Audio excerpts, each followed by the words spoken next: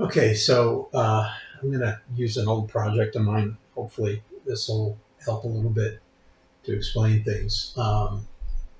Just to review really quickly, this is, let me go and show you what I started from, because the block out actually started with basic shapes like this: head, neck, ears, nose.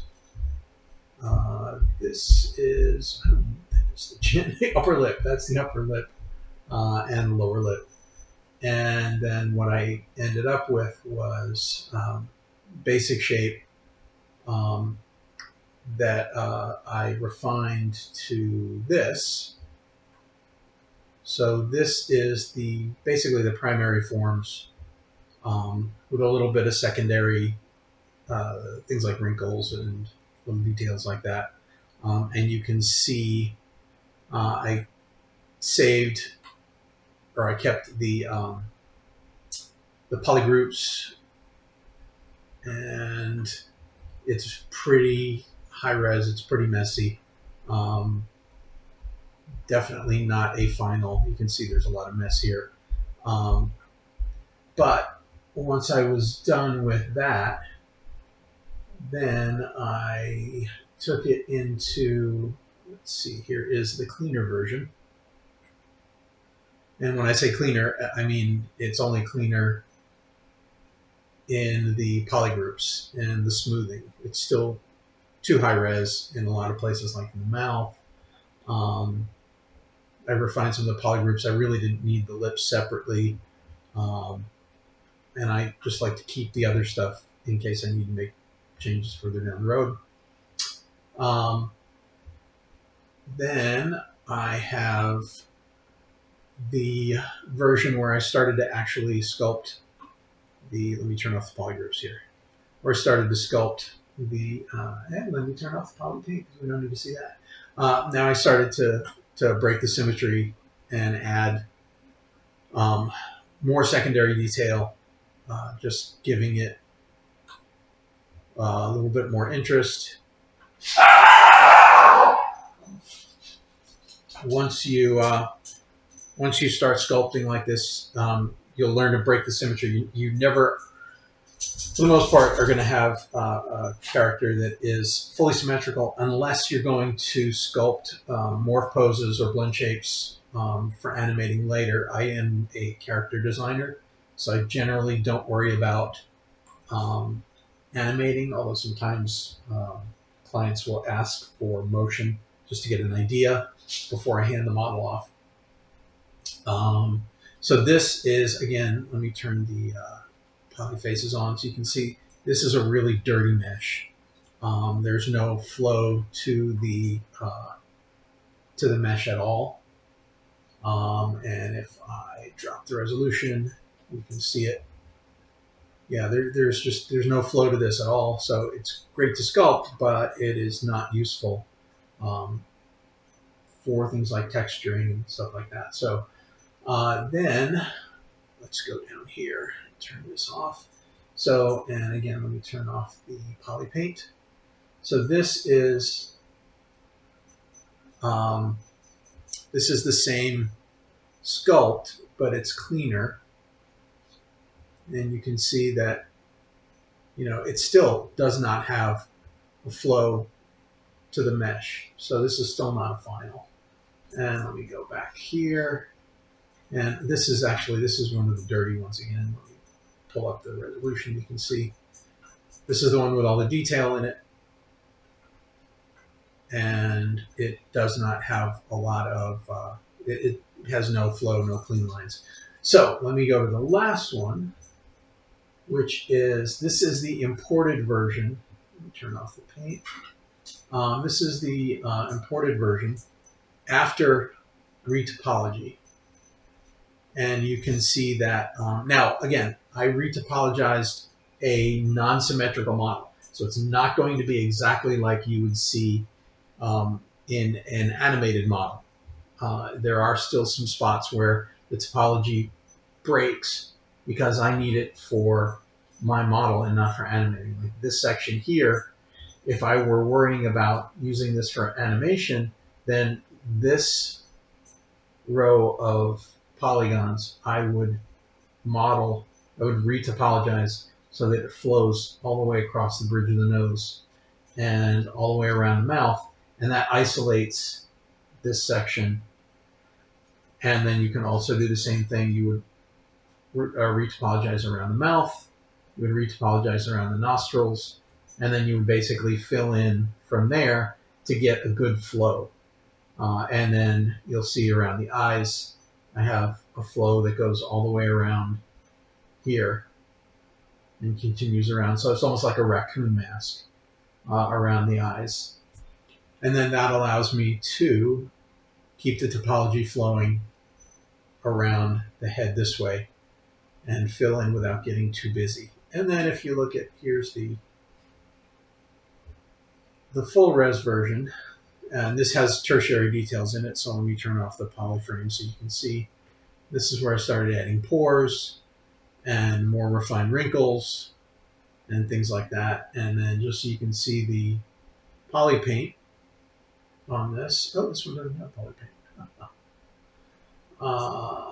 This one does. Let me go here. So this is the poly paint for the for this model.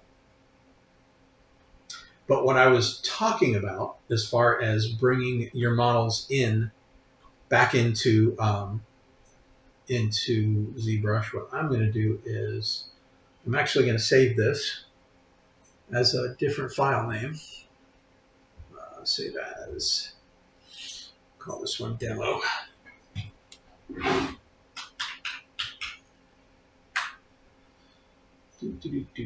Okay, so I'm going to essentially show you how you do the re-import. So I'm going to take this is the model that I re-imported for projection. So what I would do is let me export this as demo low as an OBJ, and just to save time, I am going to take it and let's see, what are we going to do? I am going to take the same model. I am going to turn it all the way up to its highest resolution, and I am going to export it as demo high. This is not the workflow that you would use, clearly.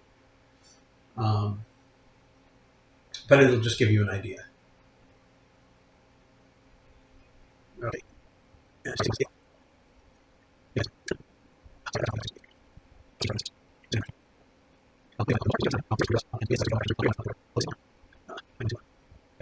So what I'm going to do now is I'm just going to basically do a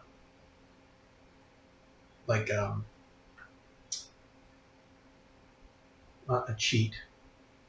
So I'm going to take, I'm going to do a new file and new document, and I'm going to import, let's see, I still have all this stuff here, so we need to get rid of this. Let's take, delete.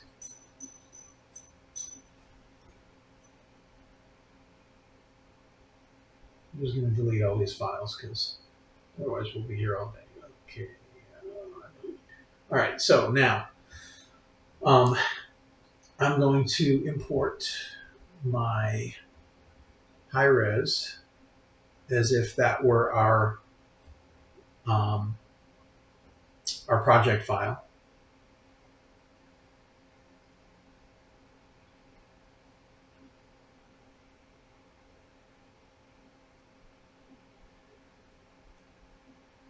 All right. Now, interestingly, so here is the high res model that we have. Now let's just assume that I've sculpted this, and now I've gone and taken that and retopologized it in Maya or whatever program you're using to retopologize.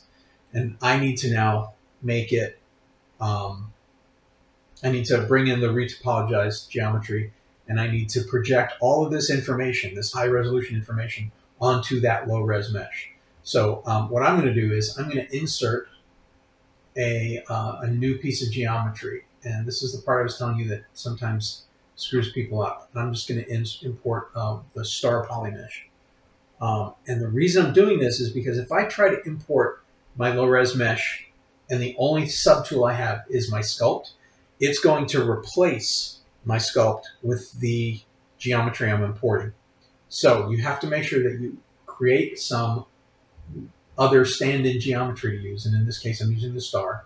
Then you can import your retopologized geometry. So I'm going to go ahead and I'm going to import it.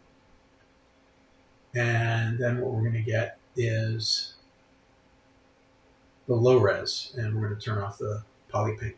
So here's our retopologized geometry. Now, here's what you're going to do to project the data you need onto your new model. I'm going to turn off the poly paint on this too because we want one-to-one basically. So here is the high res, here is the low res. So we're going to take the low res mesh and we're going to divide it once. And I have a custom interface, so this is not going to be in the same place, but I'm going to subdivide the mesh once. Now I'm going to make sure that my high res mesh is visible. I'm going to go down to, in the subtool menu, let me make this smaller so you can see what I'm doing here. I'm going to go down to project under the subtool menu. And we're not going to project color, we're just going to project the geometry. So we're going to say project all. And that projects detail back onto the retopologized geometry. Let me turn off the other one. Now you'll see that it's starting to pick up the detail, but it does not have enough subdivisions to really catch all of the painted detail. So we're going to subdivide it again. So divide, make sure that this is turned on, and we're going to do the same thing, just project all. And we're going to keep doing it. So I'm going to divide it again and project all. And now you can see it's much closer, and I now have 4 levels of subdivisions on my retopologized geometry. So what I'm going to do is, let's do it one more time. Let's say divide and project all. And this should be pretty much identical to the original sculpted geometry. So let me hide the original sculpt. Now here's our retopologized geometry. And you'll see that we picked up all of the tertiary data. I've got my little scars, I've got the wrinkles, I've got the pores, and it's all saved in this that looks like that. That is our original, well, not our original, that is our retopologized geometry. And we projected all of the original sculpt data back onto it so that we can then work with it. And as far as additional items here, let me show you the renders. So, whoops, this is the front view, and this is a 3/4 view. So you can see what I've done with it. I've got an earring, I've got a headscarf. These are all parented to geometry, parented to bones, so that when the character moves, they move with him, but they do not deform. They basically retain their shape. If I wanted to do more complex stuff, then I could add some dynamic motion to his earring if I wanted to, things like that.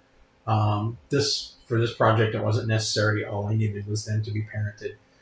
The hair is all generated. These are not hair cards. This is particle hair, basically. from the program that I used to render it. And in this case, it was rendered in Blender, not in Maya, partially because it was a test for me to see if I could use Blender for final renders and for character setups. But that's generally the way you do it, is once you get your retopology, you bring it back into ZBrush, and you're going to project it from the original sculpt. So you want to save a clean model or a clean file that has just the parts you need to do the retopology, or make sure that, like you saw in my other file, everything was arranged in folders so that everything was pretty clear where it was and what it was. And I didn't have to worry about losing it. So let me go back. If I go back to, we don't need to save this. Go back here to this file.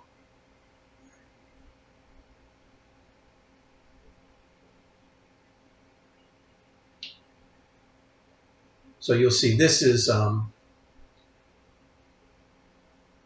I have it organized. This is the block in phase. This is actually just for the scarf. Here's the old geometry, and this is where I started to refine everything. And you can see that I've got gums and teeth and the eyeballs. The eyeballs are stand-ins, by the way, at least for the initial phase, because if you look, you can see that I have much more detail on the eyes in this one. So yeah, it's just a different piece of geometry. I just use these for stand-ins so that I could sculpt around them and make sure that I had what I needed. So that's it. If you have any more questions, or if you have questions about any of the steps along the way or any of the details, just let me know. I'll be happy to help out.